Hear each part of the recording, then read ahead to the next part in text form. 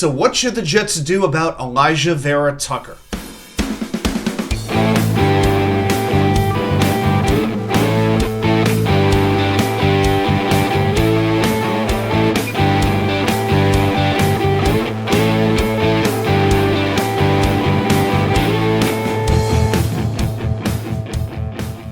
And well, welcome back to New York Sports WickerMedia. I'm WatchUK99. Thank you, as always, for taking the time to watch these videos. If you're brand new, welcome aboard. Please like and subscribe. If you're returning, thanks so much. I appreciate everybody's support. So I came here to talk today about Alijah Vera-Tucker. This is going to be one of the biggest decisions that the Jets are going to have to make this offseason. They do have to decide on his 5th-year option. I fully expect them to pick it up.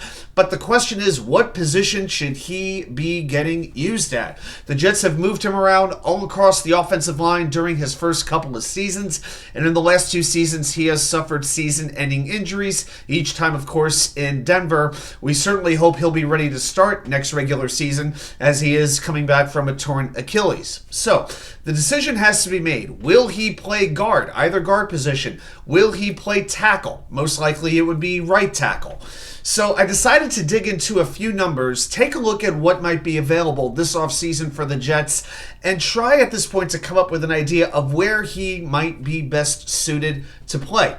So I'm going to throw out some numbers for you. We're going to look at Alijah Vera-Tucker's blocking numbers, both at tackle and at guard. So let's talk about the pass block numbers. So as a tackle in 2023, AVT had 204 snaps, allowed a 5.4% pressure rate. So you want that pressure rate to be low as possible, and 5.4 is very good. The position average for tackles this past season was 6.5%, so AVT is looking better than average.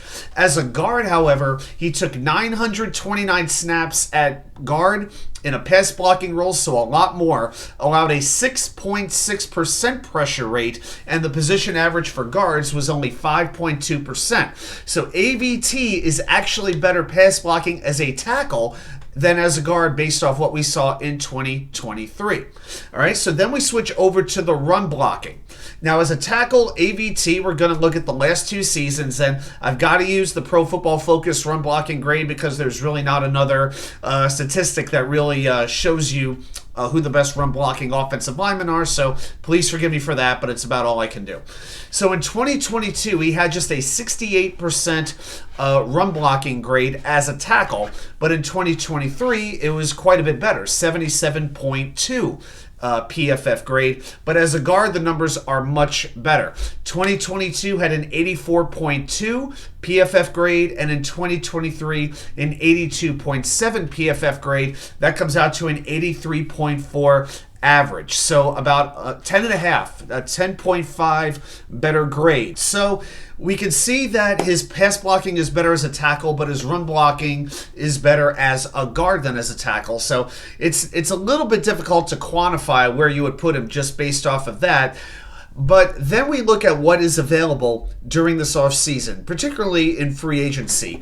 And there's no question, the interior offensive lineman is looking a whole lot deeper and a whole lot better than what we're seeing at tackle. We look at some of the at the guards, Graham Glasgow and Jonah Jackson from the Lions, Kevin Zeitler from the Ravens, Ezra Cleveland, Robert Hunt from the Dolphins, John Runyon, Kevin Dodson, John Feliciano. Plenty of options that the Jets could take. And, they could also cut Laken Tomlinson and save $8 to $11 or so million, depending on if it's a pre-June 1st cut or a post-June 1st cut. So there are definitely options there at guard. And then at tackle, what are you looking at? Tyron Smith, who's 33 years old, Trent Brown, who's had injury issues, Jermaine Illuminor from the Raiders, who looked really good this year, but doesn't really have a long track record. Then you're getting to Andres Pete, to Jonah Williams. Mike Onwenu from New England could play tackle or guard. David Bakhtiari could get cut from Green Bay, but that is a huge injury risk. Even though he has a history with Aaron Rodgers playing in Green Bay, he has missed 2 of the last 3 seasons, so that is a big risk to take. And then even if you want to get a little crazy and move Joe Tippmann from center over to guard, we saw Tippmann play very well at both positions. You could look at a center. Lloyd Cushenberry, Connor Williams, Tyler Biadasz, Evan Brown, Andre James. There are some very good good free agent centers out there too. You know, we've heard about Robert Saleh wanting to put out the best 5 offensive linemen on the field, whatever it takes. So if that means you have a better chance to get a free agent center than you do a guard or a tackle, maybe you sign that center and you move Tippmann over to the guard. You know, you need as many sure pieces as you can find at this point, because if you look at what the Jets have going into 2024, you've really only got 2 legitimate starters in AVT and Joe Tippmann, but neither position is really locked in. And then looking at the depth, what do the Jets have a depth going into next year? Well, at tackle, you've got Carter Warren. He showed some signs this past year. He got better as the year went on. Max Mitchell, who's been pretty frustrating to watch. You know, then you get to like Austin Deculus at tackle, guys like that. He's barely serviceable. And on the interior offensive line, you don't have much. I mean, Wes Schweitzer, the veteran, has 1 more year. Past that, we're looking at Chris Glazer, Xavier Newman, Jake Hansen. I mean, those should be like the last guys to make the team.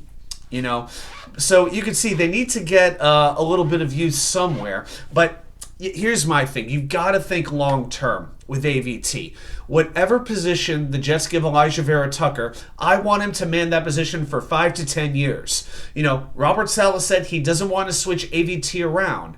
But I don't even want him to switch him around, if at all possible, for his career. Give him one position and let him stay there. That's the way I want to see it. So when I look at AVT's overall play, when I look at what's available, you know, on the market, you know, in free agency and the draft, right now, and this is subject to change, I think I would put AVT at right tackle.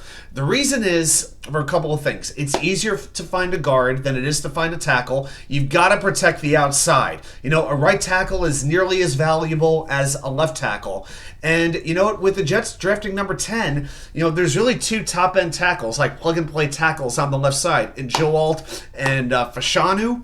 Those 2 guys, you know, then you get to like Talisi Fuaga. A lot of people like him, but the word that I get from, you know, the people that I would trust, he may be best suited to play right tackle, and also he's a much better run blocker than pass blocker. And when you have Aaron Rodgers at quarterback, I want the best pass blocking possible. And even with AVT, you know, looking at his run blocking as a tackle, his PFF grade was 9 points better in 2023 than it was in 2022. So we saw some significant improvement in his run blocking on the outside. So we'll see what winds up happening in free agency and the draft. But right now, my thought is I want AVT as my right tackle in 2024 and going forward. Now let's just hope and pray that he's healthy going into the 2024 season. Well, those are my thoughts on AVT and what I would do. Let me see your thoughts. Put them down there in the comment. Do you agree with me that he should be a tackle, or do you think I'm crazy and he should be guard, where a lot of people say he has the most upside? Well, thanks everybody for watching, and I'll see you right back here with more content from you know where. The Wicker Chair.